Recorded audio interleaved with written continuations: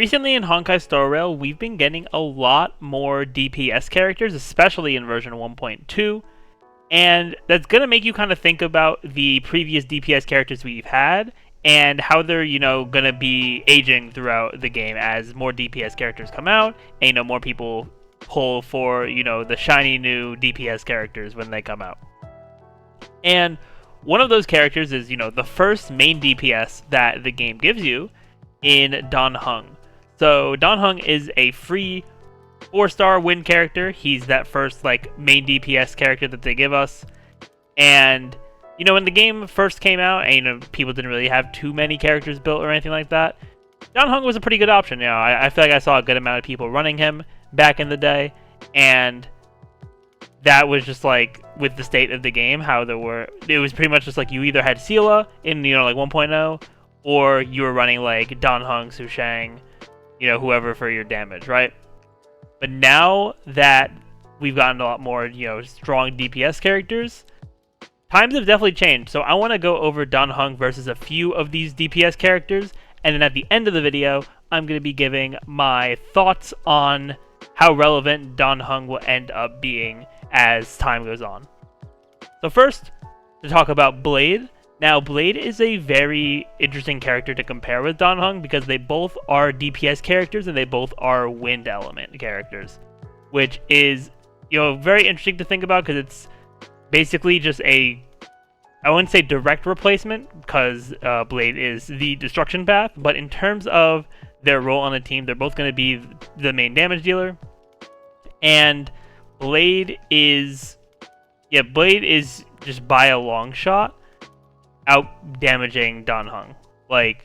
With the way that Blade gets a bunch of damage bonuses from sacrificing his HP, and just the raw damage that he's able to do, combining his enhanced basic attack, his ultimate, his follow-up attack, just with all of that together, he is, definitely better than Dan Heng, which also makes sense because he and then also the other characters I'm talking about in the video are limited 5 stars, so for them to be, tempting for people to pull on, they're obviously going to be better. But I will say that the only positive that I see from Dan Heng is his accessibility, because for Blade, especially right now since Blade's banner did go away last week, we have no idea when Blade will be back because we don't know what rerun banners are going to look like for Honkai Star Rail yet. We haven't gotten to that point in the game, so we're going to have to see what that looks like when it gets closer.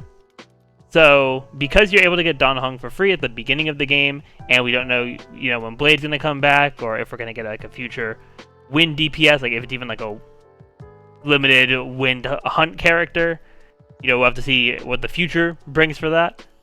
But yeah, that's why Dan Heng does have that very slight thing over Blade, because we don't know when Blade's going to come back. So if you don't have a Blade right now, and you want to win DPS, you're looking at either Dan Heng, or you're looking at Sampo, which kind of leads me into the next character on the list here, which is Kafka. Now, Kafka is, the current character that's out for a limited 5 stars.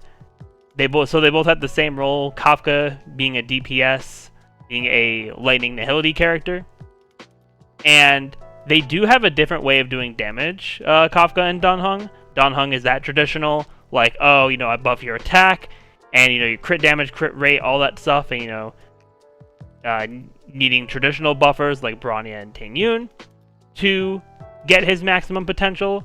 Meanwhile, Kafka, while she does need characters to boost her maximum potential, her build, while it does still have attack, you also want to have some effect hit rate, and she's gonna be supported by her best supporters being Sampo and Luca for DOT damage, as well as Silverwolf being great for debuffing the enemy.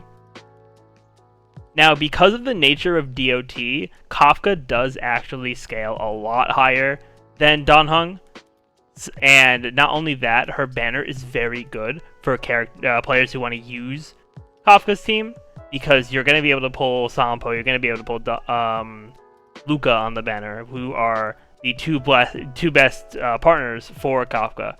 So because of that, Dan Heng doesn't win the accessibility argument as much when compared to Kafka, just because of how good her banner is.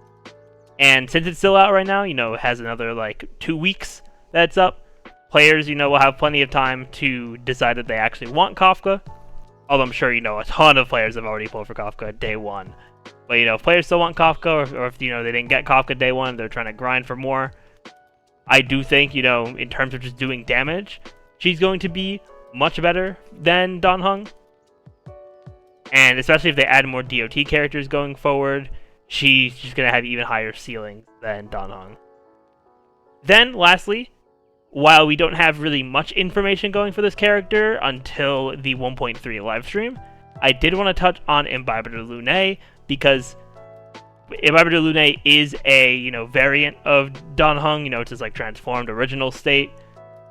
So, as we don't have any like official information, like, sure, there's leaks, there's dreams that people have about this character.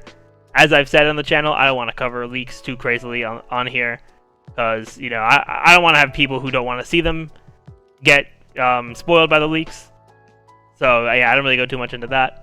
But, yeah, based on the trial version of Imbibitor Lunae that we're able to use during the 1.2 main story quest, Imbibitor Lunae does seem like a DPS character. He seems to do a lot of good damage. We don't have any info on, like, how he works right now, but again, when we get the 1.3 live stream on Friday, we're going to be able to see what kind of damage he's going to be able to do, which is going to be super nice. I'm definitely excited to see, what he actually does, and, be able to cover that on the channel. But just based off the trend of 5-star characters, the limited 5-star DPSs, outside of, obviously outside of Silverwolf and Locha, who can do damage, but their damage is conditional on, for Locha, it's building him properly, and then for Silverwolf, you gotta have Eidolons for her to be a DPS. But in terms of like the dedicated DPS characters, being Seele, Jingyuan, Blade, Kafka, and then Imbibitor Lunae, due to the nature of these limited 5-stars and just doing a lot of damage, I think it's safe to say that he's gonna outpace the regular Dan Heng by a reasonable amount.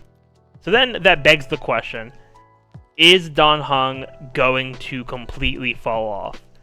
Now, the short-term answer is no, because Dan Heng is, while he's being outdamaged by all these limited 5-stars, he still does very good damage. And if you, want a win character DPS and you don't have Blade, and there's like no other like standard DPS character that is out for the win element at that point, then I think he's a very good build. He definitely does some solid damage for a 4-star, and he'll be able to get through some of the harder content like Memory of Chaos.